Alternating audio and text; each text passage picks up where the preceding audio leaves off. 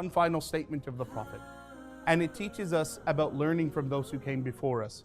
He says, كَانَ فِي مَنْ كَانَ قَبْلَكُمْ.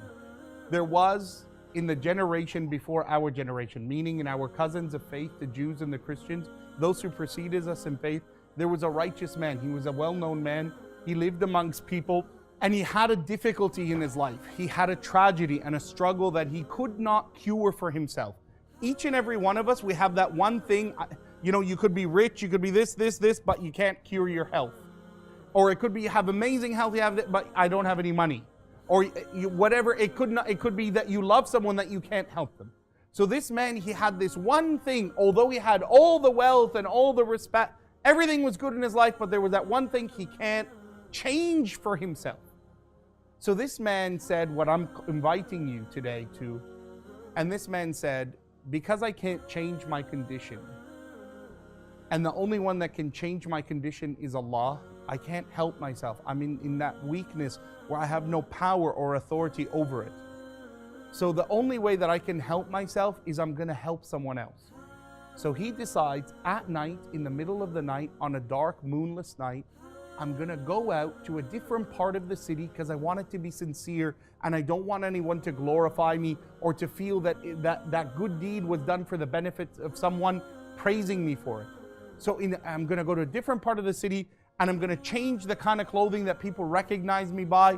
And in the middle of the dark, the first person I touch, al-tamis, because it's dark, there's no street lights back then. The first person I bump into, I'm going to give them charity. And then I'm going to run away so that they don't ask me who you are, where you're from. So he goes out in the middle of the night, not even his wife knows, no one knows. And the first person he touches, he says, "Tasaddaqtu alayk." Here, take some charity, and runs off. He wakes up in the morning and the whole city is buzzing. And they're laughing, they're amused. And he goes, "Mimma tadhakun?" What's happening? What's in the news today? And they said, "Tusaddiq al-bariha ala sariq." Someone yesterday gave charity to a mugger. Like there was a guy there in the dark who was just about to rob this fool. Right? He's just about to rob him. And just as he's about to say your money or your life, he goes, "Here's some charity, brother." He runs away. And everyone found that amusing. He's like, so this man whose heart is alive with consciousness, with thinking about God, he said, I wanted to give charity like someone that was needy. I don't want to give a robber mugger. I don't think God is going to accept that. Okay, I'm going to go out again tonight. So the next night, he does the same thing. The first person he touches, gives charity, runs. Next morning, everyone's like hysterical now. Laughing again. He goes, what happened? They said, "Tusaddiq al-bariha a'azzakum Allah." May Allah protect us, Ya Rabb, our families and our homes. "Tusaddiq al-bariha ala ahira." Someone gave charity to a woman of the night. So he just gave and ran. He said, I was hoping like I might meet someone who's like an orphan. No, I'm gonna go a third night. So the third night he goes out and he gives them charity and runs off. And this time the whole city's like laughing. "Tusaddiq al-bariha ala ghaniyina." Someone stopped the wealthiest man of our city and gave him charity. Like he stopped the Lord Mayor and said, here's a couple of bucks, right? And then the Sahaba, when they heard the Prophet retelling this story, they were laughing. And he said, "Atadhakun, you laugh from this. Amma al-ula," as for that first night, أخذ السارق الصدقة واكتفى ولم يأذ أحد. The thief who took that charity that night, he said, "This is enough for me. I don't need to hurt anyone tonight," and went home. Now see, that charity that man underestimated. See, we underestimate our good all the time.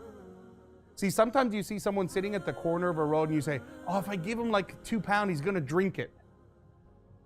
Yeah, but perhaps if you give it to him, he won't stop other people. And perhaps if you give him something that is enough for him, it might shelter him, and he might say, "Well, I don't have to stay longer or later on the street. I'm just going to go to the shelter."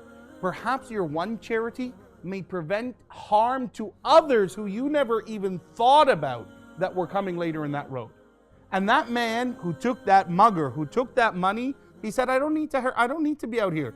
And he went back and, spoke at their pub or wherever, and he hang out and said, hey, this is, can you believe this happened? And everyone's laughing at that fool who gave him charity. But that act of generosity did not just stop there. It extended to everyone else who might have been harmed by that mugger. And then the Prophet said, as for the second night, that woman who sometimes we're so judgmental. Sometimes we look at a person, you might say, why would anyone do that to themselves? Or, that's disease and home wrecker. And, why would any woman, sell herself like that? See, what your short-sightedness is that your assumption is that God's favor is more for you than her. And it's not entirely true. It's not true. And that woman, the Prophet said, she took that money, وَعَفَّتْ نَفْسَهَا, and she said, I don't need to dishonor myself, and I'm going to go home. And he protected her, and he protected those who were going to come for her from that sin. For us as Muslims, we have no judgment towards other people. Judgment is only with Allah. See, perhaps that young lady who you see with that contemptful eye, if she had been given the life you would given, she would be much better than you are today.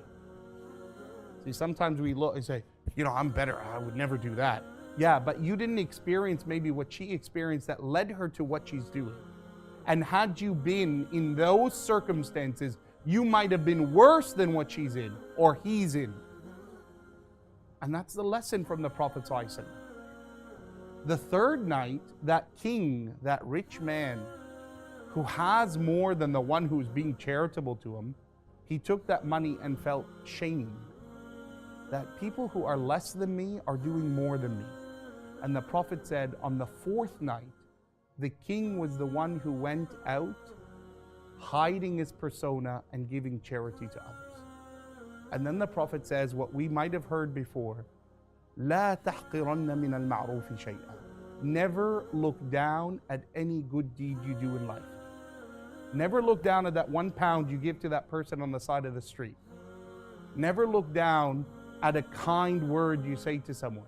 Never look down at a smile you give to someone who you don't know really well, but that smile cheers them up, that they say, wow, I kind of feel that was nice. No one cared about me to ask to lift my bag or to hold that elevator. Don't ever look down at any good deed.